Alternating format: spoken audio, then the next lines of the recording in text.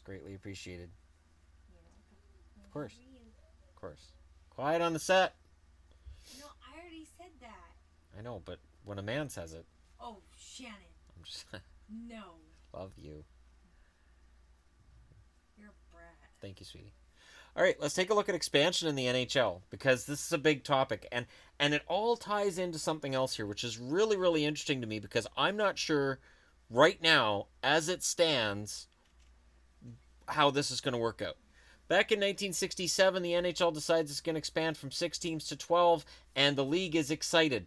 That's not the word. The league is upset because they don't know if they can find 6 more buildings that can be filled with hockey fans and if there's enough market interest in 6 more teams. So the original 6 owners were like, I don't know, but the NHL doubled its size anyways. It went relatively well. Of course, the California Golden Seals ended up moving and Cleveland didn't last and Colorado was kind of a misadventure their first time around. But in general, it worked. So in 1980, the WHA, which had been the NHL's biggest rival, folds. The WHA, though, while they're not in between here, they're in between here because they started driving up costs. Bobby Hull goes to the WHA for a guaranteed $1 million.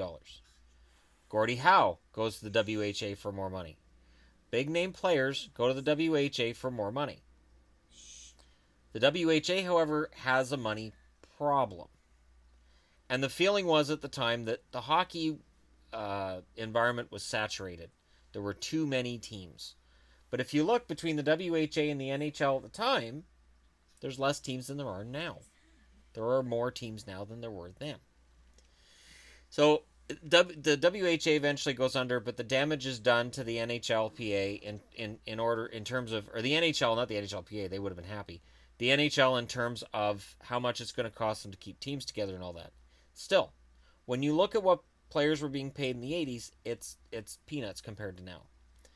But it did start going up, and of course Gretzky famously gets sold off to the Kings for a ton of money, and revenues were going up in the southern parts of NHL land. The LA Kings were big market when Gretzky got there. No offense to Marcel Dion, he was fantastic, but he didn't draw in the crowds or the money like Gretzky did, obviously. 1990s, big expansion era. San Jose, Ottawa, Tampa, Anaheim, Florida, Nashville, Atlanta, Minnesota, Columbus, all within a decade of each other. That's why I find it kind of funny when Vegas has been announced, and now they're looking at another expansion team, and I actually see people saying, isn't that going to water things down? Oh, the NHL didn't worry about watering things down when they went from 21 teams to 30. That happened quickly. And there were always debates about whether or not the talent pool was watered down with 21 teams. So when they went from 21 to 30, that's, about a third of your NHL players wouldn't have been in the NHL before that. And yeah, it did water things down, but salaries kept going up. Salaries kept going up, and the NHL by the late 90s is complaining that they're not making money anymore. Even though they collected $80 million from Nashville, $80 million from Atlanta, $80 million from Columbus, $80 million from Minnesota, $320 million in expansion fees. It's a lot of money. Or is it? We'll get into that. So the 90s are filled with the NHL owners stuff in their pockets with monies from expansion fees and players trying to get more money and being told it's not there. NHL owners claiming that they were losing money. In 2002-2003, there's the Levitt report, and this is when the NHL drew its battle lines. This is when the NHLPA drew theirs as well.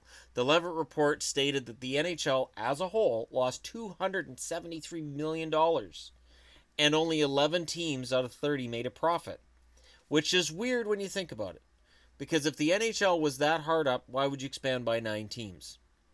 If half these teams are making a profit, that means there's 5 or 6 teams from before then that are making a profit. That doesn't make any sense. So the Levitt report was met with skepticism by players and Bob Goodenow, and rightfully so. It was geared towards making people feel bad for owners, and then the NHL players stated that they should make more money than what they were making. So what happened with this was that then it got to a head. In 04-05, the season gets wiped out. Now, there were counter offers back and forth, and NHL ownership and players We're trying to get the public sympathy, and I'm going somewhere good with this, and that's why I'm doing this video now as an update on other videos I've done about lockouts before. 0405, the final NHL offer was a cap of 42.5 million with no ties between revenues and salaries. The NHLPA countered with $49 million as a cap. Here's the thing.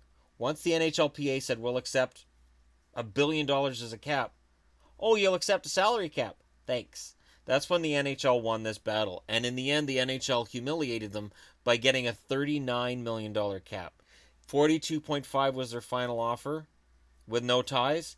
39 million with ties between revenues and salaries was what players ended up accepting. Trevor Linden took a lot of flack for it. Goodnow ended up out of a job. No, it wasn't Linden that got flack for that one. Linden got flack for the next one. But Goodnow ended up out of a job. Players do tend to eat their own. I think part of the reason why the NHL goes to lengths like this is they know eventually the players will crack. Billionaires won't crack nearly as fast as millionaires. Because once they're not making their money anymore, players start to get a little nervous. The NHL ownership group, going into that lockout, had $300 million set aside to get through the lockout. And they laid off most of their staff. Most team staffs got laid off during the lockout. So it was a rough era for a lot of people, not players and owners. It was a rough era for people who worked for these teams. Don't forget them. Now, I go ahead and fast forward to 17-18. I fast forward past the last lockout. So 17-18 comes in now, and here we are with Vegas has just joined the league, and now they're allowing Seattle to join in expansion talks. And there's a report that the cap's going to be $82 million. That's $45 million higher than what it was 13 years ago. That's insane. Or 12 years ago, because it was 05-06 that they brought it in. That's an insane amount of increase. That's more than double for your salary cap from where it was when they came out of that big, huge kerfuffle that destroyed the 04-05 season. 2020 is when Seattle's Key Arena will be finished. All the renovations are finished. Seattle, whether they're the Seattle Totems is the name that I guess see get thrown around a lot. Seattle, whatever they're going to call them.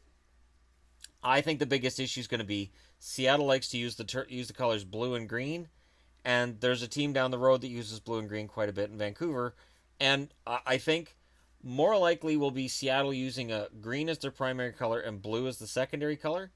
Think like the Johnny Hockey jersey that I've got, or an old Hartford Whalers style, for instance, a green and blue that way. Because the owners and the players have to figure this out. This is when the current collective bargaining agreement is up 2020.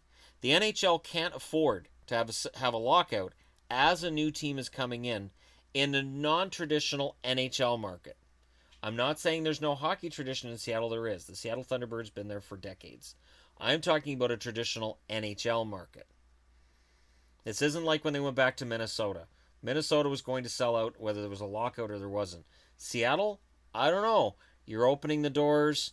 And if there's a lockout, fans might be like, wait, seriously? We just got a team and you guys are locked out? Why? And for players who are just picked in an expansion draft, like there's a lot of reasons why I think if 2020 is the year Seattle comes in, there won't be a lockout. It is in the NHL's best interests to maintain this current agreement or negotiate a new one. The players are now in a position for the first time ever to hold owners' feet to the fire and get what they want out of an agreement. Now, that's kind of highly suspect considering the salary cap's gone from $39 million to potentially next year $82 million. So between $75 and $82 million, and it depends on a lot of factors. But just the fact that the NHL is saying it could be $82 million tells me they're probably not losing $273 million anymore, nor were they back in 02-03. In terms of who I trust between the two, I don't know, because the NHLPA, whether it's ownership leaders or players themselves, they fight amongst themselves so much, I don't know what the truth is. NHL owners, I'm not a huge fan of NHL owners right now. NHL owners are, well, they're not in a good position in terms of public perception. They're viewed as being cheap. Some of them are cheap. Some of them are viewed as being dishonest, and those are true. There are also some excellent owners among NHL owners, really great guys. I've heard nothing bad about Mike Ilitch since his passing, and I heard nothing bad about Mike Ilitch before his passing either. He turned Detroit around. There are certainly good owners, and those good owners aren't going to want a lockout.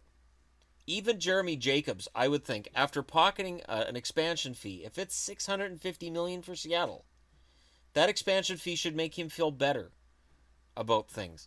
At the very least, this takes the Armageddon in 2020 and it pushes it back. I'm going to say at least 2 years. We should have labor peace in the NHL, no lockouts, no shortened seasons due to strike/lockout for the first time in decades. The NHL is the only league that hasn't grown up. The NFL, Major League Baseball, and the NBA have grown up. They've realized lockouts are awful for your bottom line.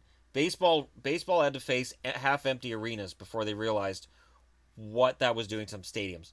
Half-empty stadiums before they realized just how bad it was. And it took a long time for public interest to come back because they've been burned too many times. The NHL can't afford that. I did a video on attendance. This right here, this is a guaranteed sellout. Seattle and Vegas are guaranteed sellouts. They're guaranteed money makers. The NHL needs that. If you watch the video I did on attendance and you watch this, I think that's why there won't be a lockout. And I think that's why the word relocation has sort of started creeping into the conversation. Because if you're going to negotiate with the players in good faith, you also have to negotiate with your marketplaces in good faith, and you have to realize when you need to cut your losses, or at the very least, put teams in the best situation to succeed financially, because you can't have a lockout in 2020. The players can't bail out the owners for crappy decisions they've made, and the NHL owners can't pull their pockets inside out and say, see, we don't have any money. This can't happen anymore. It's supposed to be a partnership. Let's see a partnership in 2020. In terms of what I think is likely for a lockout, I think we've gone from a 90% likelihood for a lockout in 2020. I think that's dropped to 40%, just with the inclusion of Seattle. Vegas has been a huge success as well. The NHL's on an upswing, and while it may not get the public attention in the States that they want, they're definitely on an upswing. So if they want to continue that, they can't have a lockout right now. They're at a high. You can't have that lockout. Let me know what you guys think in the comment section below. Don't forget to hit like and subscribe if you're browsing your way through and you just happened upon this video. And there you go. A very positive spin from me in terms of whether or not the NHL is going to have a lockout. Right now, my money is on no, based on what came out of these meetings. $82 million cap. Seattle's being allowed the opportunity to get an expansion team. You can't. You just can't. We are far, far, far too close to the NHL making a real breakthrough in terms of its public perception in the States and its entire just how visible it is in that American market that they've desperately craved for decades. They may finally be there unless they shoot themselves in the foot. Let me know the odds you think on them shooting themselves in the foot in the comment section below. Thanks for watching. I'll talk to you again soon.